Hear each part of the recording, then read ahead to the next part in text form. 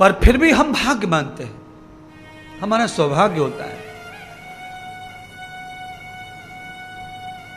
जो वृंदावन जाते हैं वो वृंदावन जाने को भाग्य मानते हैं, जो इस आश्रम में आते हैं वो इस आश्रम को आने में भाग्य मानते हैं। किसी हुई मरे हुए आदमी की साथ में थोड़ी देर चलने को मौका मिले तो वो भी हमें भाग्य के रूप में प्राप्त होता है। किसी की अंतिम यात्रा में सम्मिलित हो जाएं तो ये भी पुण्य से ही प्राप्त होता है, ये भी पुण्य है। जिस जन्म का किस जन्म का जो पुण्य है हिस्से के रूप में होता है और वो हमें प्राप्त होता है, हमारे को मिलन होता है। मरा ही सही पर अंतिम दर्शन भी बड़े भाग्य से प्राप्त होते हैं। देखिए अंतिम दर्शन करने के लिए कितने कितने तप किए ऋषि महर्षियों ने। अंतिम दर्शन, मरने के बाद में जो शरीर है वो प्रेत हो जाता है, आत्मा जो है वो पितर हो जाती है, भगवान हो जाती है। इसीलिए मरे को देखना भी अच्छी बात होती है। अच्छा, कुछ लोगों को मरे आदमी को देखने के बाद में एक आध दो दिन नींद नहीं आती है, जो थोड़े हल्के कमजोर दिल के होते हैं, तो उनको भय लगता है, डर लगता है। डर किस बात का है? जो चाची से, ताई से, मम्मी से, भुआ से सुना हुआ रहता है नकली बातें कि वो मरने के बाद में वो भूत बन जाते हैं, फिर वो आते हैं, फिर वो ऐसा करते हैं, फिर वो वैसा करते हैं, फिर ऐसा होता है, फिर वैसा होता है। बड़ी बड़ी बातें, बड़ी बड़ी मुश्किल बातें निकलती हैं। देखिए किसी का बेटा मर गया हो, अच्छा बेटा मरने के बाद में अगर आ रहा हो तो अच्छी बात है कि बुरी बात है? अच्छी बात है। पर मरने के बाद में अगर वो आता है तो घर वाले कहते हैं इसका इलाज करो, ये आना नहीं चाहिए। जिंदा सबको चाहिए था, मरने के बाद वो आ गया लौट के, रोज आता, रोज मम्मी से मिलता है, पापा को भी मिलता है, छोटी बहन को मिलता है। और ये भाई ना मिले, बेटा ना मिले, उसके लिए ये बाबाओं पे घूम रहे हैं, कालो धागो बांध दे, लाल धागो बांध दे, आज मुझे दिखो, आज मुझे दिखो।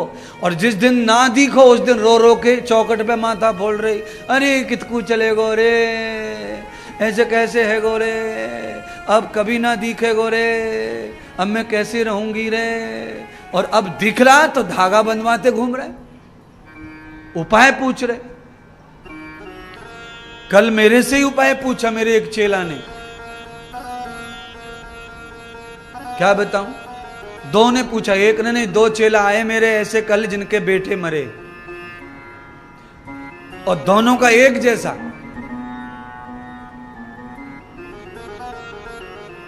कमाल की बात है भाई।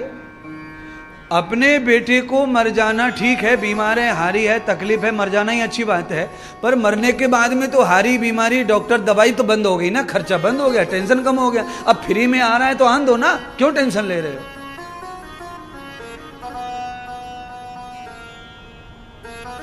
अपने घर की कोई भी चीज सपने में आती है वो बुरी नहीं होती, उसे बुरा मत मानो, टेंशन मत मानो। अच्छा, बच्चा, पति पत्नी कोई भी मर जाए और सपने में आए और सपने में कहे कि मुझे खीर खिलाओ, रबड़ी खिलाओ, मेरे लिए साड़ी लाओ, मेरे लिए टी शर्ट लाओ, मेरे लिए जीन्स पैंट लाओ, ऐसा अगर बच्चा कहे तो मेरे पास में आओ, फिर मैं इलाज बताऊंगा उसका। खाली तुम ये कह रहे हो कि वो दिख रहा है, आ रहा है, तो आने दो ना। वो घर से विदा किया, वो जा रहा है, उसमें तुम रो रहे हो, क्यों गया, ऐसा क्यों किया भगवान ने। अब आ रहा है तो दुख मना रहे हो। इसको कहते हैं मतलबी दुनिया, झूठे रिश्ते। यही तो झूठापन है, यही तो मतलबा है। बोलिए, जिसके लिए 1.25 महीने तक रोते रहे, अगर वो सपने में आ गया तो बुरा क्या हो गया, मैं ये कह रहा हूं। अच्छा, कोई आदमी हमारे साथ 10 साल रहा हो, वो सपने में क्यों नहीं आएगा? वो तो आएगा सपने में, वो हमारे हृदय में है, चित्त में है, बुद्धि में है, विचारों में है, हमारे संग में है, कर्मों में है, तो वो आएगा। आना उसका बुरा नहीं है।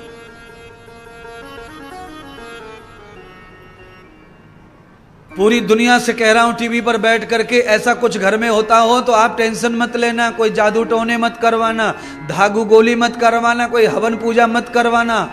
सपने में आने का मतलब ये नहीं है कि तुम्हारी आत्मा भटक रही है, ना ना ना ना, वो भटक नहीं रही है, तुम्हारे साथ में उसका रिलेशन है, इसीलिए उसकी रूह जो है तुम्हारी स्मृति में है, वो कहीं आता और जाता नहीं है, वो तो गया है, वो कभी नहीं आएगा, पर उसकी स्मृतियां तुम्हारे अंदर जो व्यापक हैं वो तभी जागृत होती हैं जब तुम्हारी स्मृति जागृत होती है।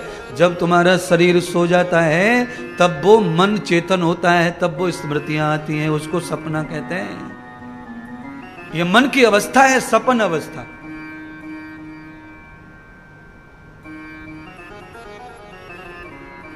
अपने घर में कोई भी मरे उसको खूब सपने में देखो, रोज आन दो है, पर तुमको डरा रखा है समाज में ज्ञानी लोगों ने, क्योंकि तुम बताते हो सबके पास, जैसे मेरे पास आके बताया ऐसे और भी जगह बताते हो, तो फिर वो उपाय बता देते। क्या उपाय है? अलग अलग उपाय जैसे बताते हैं।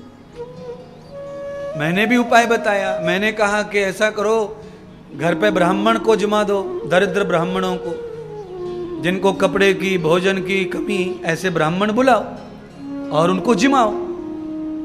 ब्राह्मण के साथ में ब्रह्म का संबंध है, तो जो दरिद्र नारायण है उनको बुलाकर जिमा दो, उद्धार होता है मरे का। ये भी संभव नहीं है तो काशी में जाओ, वृंदावन जाओ, हरिद्वार जाओ, वहां पे जाओ, वहां पर भी दुनिया बैठी है भूखी प्यासी, उनको जिमा दो। और आपके गांव में दुनिया भर के भूखे प्यासे लोग बैठे, उनको जिमा दो। सब में ब्रह्म है, सब में ब्राह्मण है। ऐसा करने से जिस व्यक्ति के नाम से हम जिमाते हैं, भोजन कराते हैं, उस व्यक्ति को उसका लाभ प्राप्त होता है, उसका पुण्य मिलता है, उसको आराम मिलता है। वो जहां भी होगा उसे आराम मिलेगा।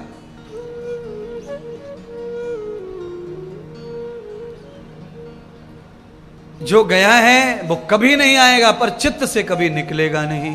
देखिए, कई शादी कर लेती हैं औरतें पति मरने के बाद।